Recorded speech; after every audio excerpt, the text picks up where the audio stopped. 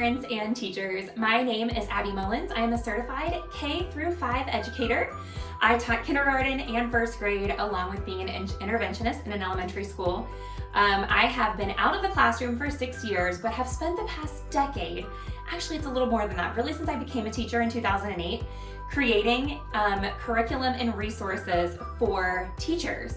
So since I left the classroom 6 years ago, I have been doing that as well as presenting nationally to thousands upon thousands of teachers at various teacher conferences.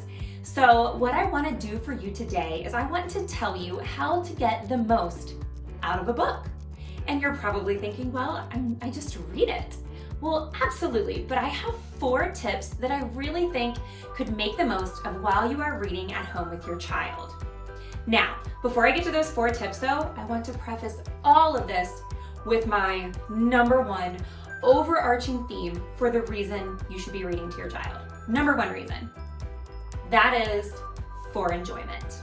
Bottom line, if you are reading with your child, they are getting something out of it, whether you don't do another thing but read them the story. So above any other purpose for reading, read for pleasure. You probably have heard before that good readers are made on the laps of their parents, and I could not think that was any more true.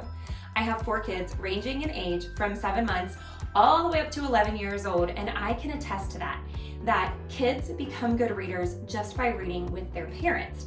Kids love the bonding time, it's relaxing, it's just so nice to sit down, tune out the world around you, put the devices away, turn off all technology, and listen to your parents read a book. All right, so the first suggestion that I want to make for making the most of reading a book with your child is to ask them questions. So before, during, after reading, make sure you are talking to your kids about what's going on in the story. And you can do this basically just by asking them WH questions. In the teacher world, that would be like who, what, where, when, why. Was there a problem? How was the problem solved? And just by engaging your child in conversation about what's happening in the story, you are helping your child get more out of reading a book.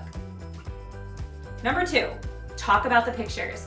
Pictures are full of so much information, and oftentimes the illustrations are tied right into the text so that your kids are able to infer what's going on by putting the 2 together. And we really need to give illustrators of children's books some credit because they do some extraordinary work. So make sure you're paying attention to the colors, the expression on the characters' faces, what the characters are doing, so any action that you can identify in the pictures. So tip #2, talk about the pictures. All right, this is going to apply mostly to our preschool crowd. So #3, we're gonna call search and find. And I'm gonna identify preschoolers as anyone in the age of about 2 to 6 years old. So when we do search and find, we are simply looking at the pictures, looking at the text, paging through the story, and having our kids find things. That could be shapes, colors, sight words, which are basically just simple words like a, the, and, can, see, look, do. The list goes on forever.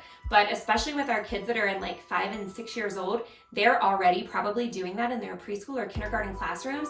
So it's great for them to make the connection between what's going on in school and what we see in our books.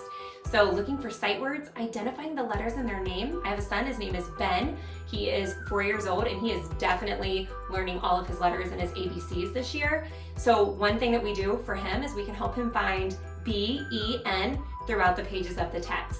Again, identifying colors, noticing shapes, talking about expressions, and just saying, hey, I see an A on this page. Ben, can you point to the A on the page? And you can just do this, not every single page. You don't have to stop reading to explicitly find these, but it's just another way to kind of connect what your kids are probably learning in school with the stories that you're reading at home. All right, and tip #4 is going to speak to our older kids, to our emerging readers, or kids that are have started reading basically, so probably like are anywhere, late kindergarten, all the way up.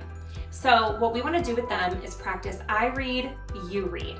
So let's say, for instance, even all the way up to 5th grade, if you're reading a chapter book along with your children, you read a page, they read a page. Not only does this give them a break, but it also allows them to hear the fluency that you are modeling. And fluency means we are reading our text accurately, so we're saying their words correctly, and we're reading them at a smooth pace.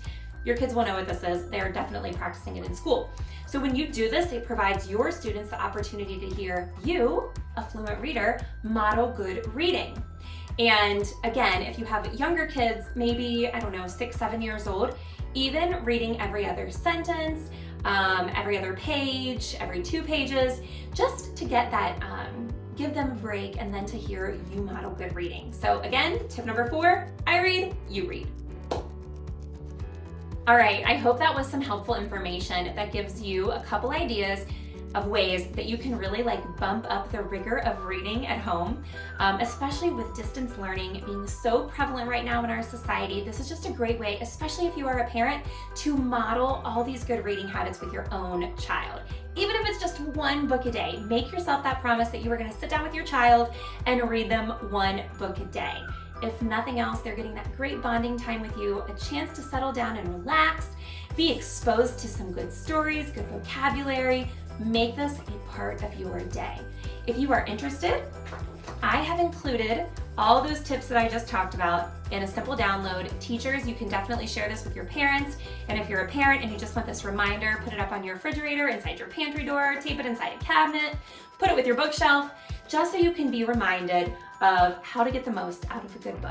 And what's the number 1 reason that I said before I shared those 4 tips?